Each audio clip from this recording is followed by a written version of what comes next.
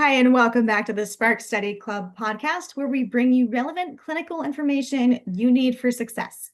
I'm your host, Melissa Turner, and we have a great webinar coming up on November 19th at 7 p.m. Eastern. Now, this webinar is taught by Dr. Mike Hartman, and it's called OraGen Cellular Bone Allograft Pearls. That is a mouthful, but what you need to know is you're going to be mastering the little things that make a big difference. And I really like that in many aspects of life, along with clinical dentistry. So go ahead and register at sparkstudyclub.com. We did want to take a couple minutes today to help you get to know Dr. Hartman and give you a sneak peek of what he'll be discussing during the webinar. So Dr. Hartman, thank you for being here with me today. Oh, thanks for having me, Melissa. Looking forward to this. Thank you. So before we get to the good stuff, we just spent a lot of time talking about AI, and we're both from Pennsylvania. So this is going to be a fun conversation. I can already tell. We're good. Sounds So good.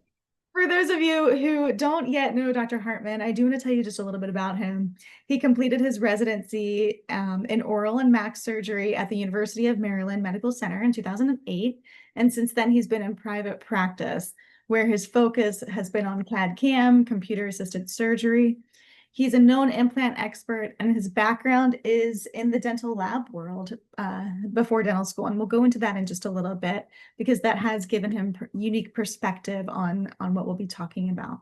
He's also president of Digital Provisionalization Technologies, which is a dental lab that provides immediate products for surgeons using the X-Guide dynamic navigation system. And he holds a dean's faculty position at the University of Maryland Dental School, where he's involved in biomaterials research and resident training. So you have a lot of information. What I want to start with is this. I want to get straight to the point. It's 2025. What should dentists know about bone regeneration? Well, I guess that's a good question. I don't know. I don't know if 2025 really makes a difference in terms of bone regeneration versus like 2020. Um, we still haven't kind of mastered a way to replicate autogenous bone very accurately. I would say like one of the new things, I guess, in bone regeneration to dental is the cellular bone allografts, which you'll see them like in the literature and stuff. They go by CBA.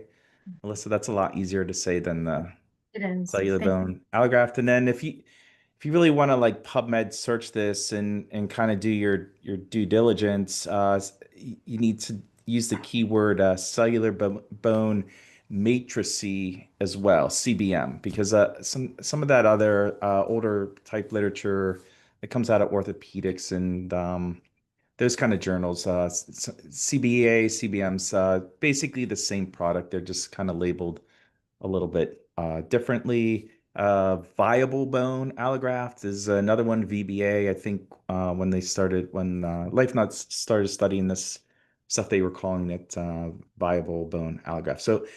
So a couple different initials, all sort of the same product. There's a push now with the CBAs because this product that's been around for a fairly long time in like orthopedic spine and neurosurgery spine.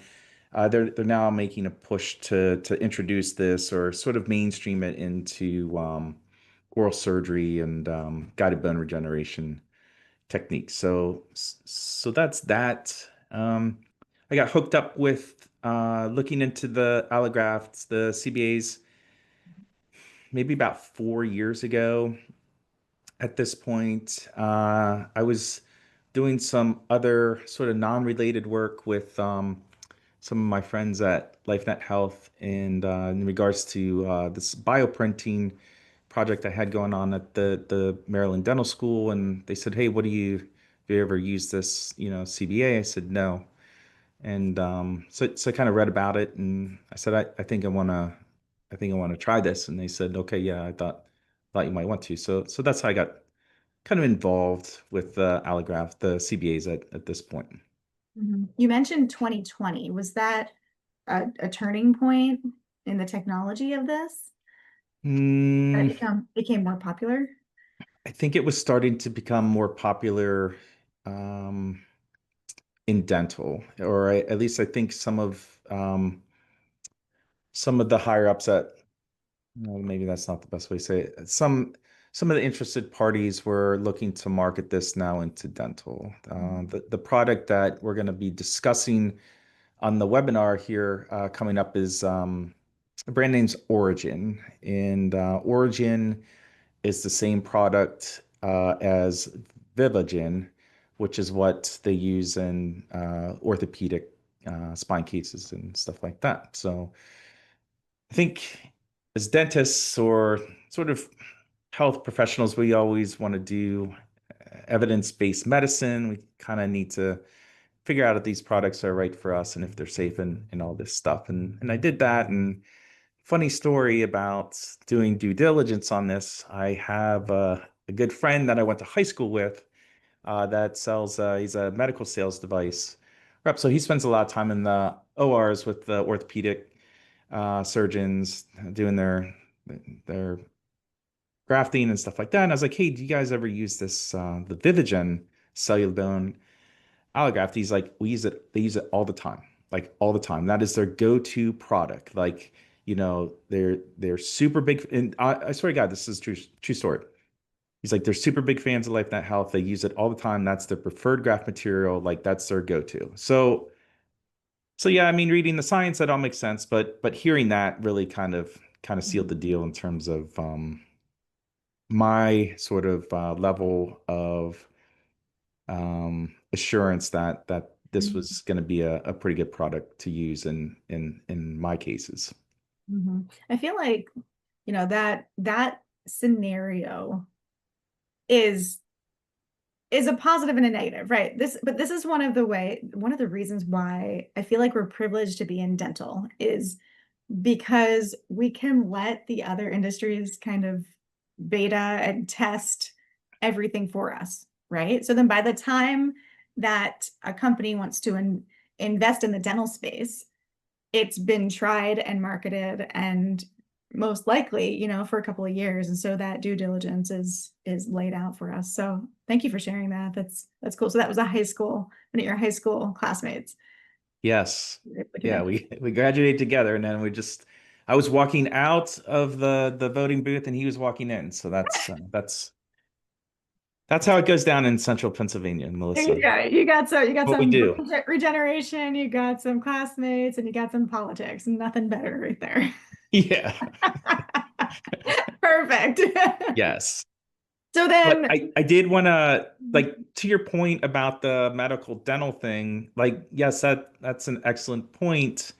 We can kind of see how it goes before we use these products, but the thing with medical versus dental is like if you're selling a product in the medical space, it's a lot more expensive to purchase in the dental space because the hospital typically purchases the products and they can sell them at a higher price point to the hospital than we can afford as like private practice individuals. So that's why I think it was important that this Vivagen broke off into Origin. Same product, different brand names, but now you have Origin at a lot more affordable price point for us to use with our patients as opposed to trying to purchase it from the other rep that sells it as Vivagen to the hospital.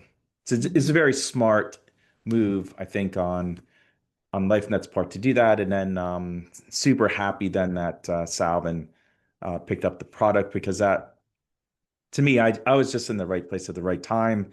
I've used the Salvin LifeNet regenerative products, the other stuff the cortical cancellous and stuff like that. So I've been using that here for, I don't know, since I opened my practice like about 10 years ago. So Mhm. it just it was a good fit for me. Mhm. What do you think the biggest pain point is right now when it comes to, prepping the area for an implant or grafting?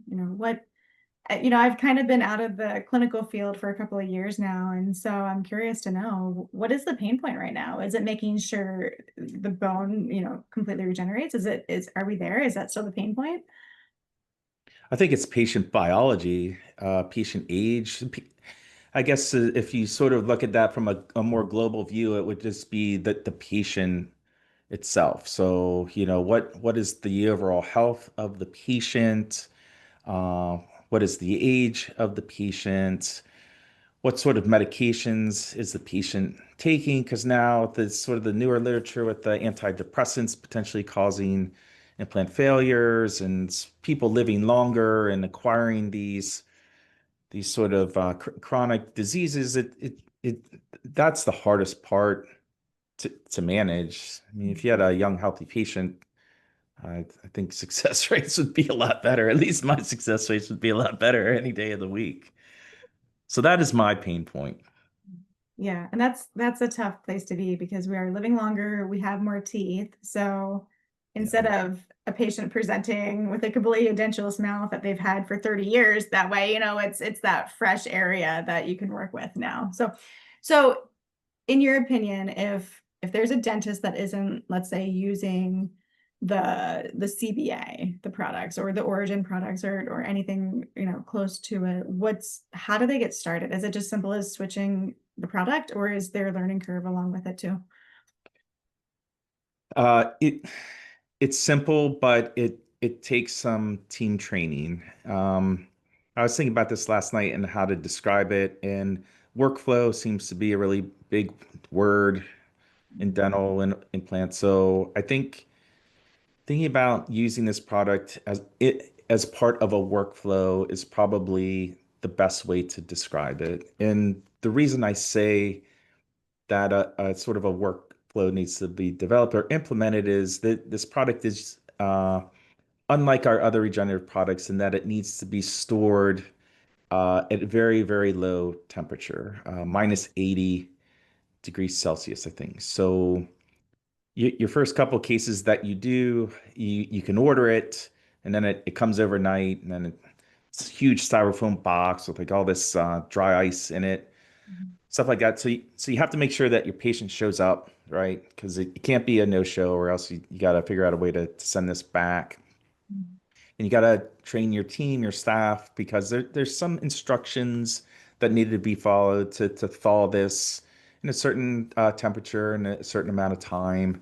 It's not hard stuff to do, but it just needs to be followed appropriately so that the graft thaws out in the right amount of time, that the graft is as viable as possible to ensure that you're getting good results that you want. Mhm. And then as far as, do you tell the patient anything different? Do you tell them that this is a unique product? This is where we're going with it? Or is it something that the patient, they're not going to pay attention to or really care about? Yeah, so I might not have had the best way to do this, but when I was trying to find uh, origin cases, I kind of was trying to swing for the fences in terms of really big defects or really stuff that was there's a lot of risk, I think, for things not to go right. And I would position it to the patient as, look, this is a big defect.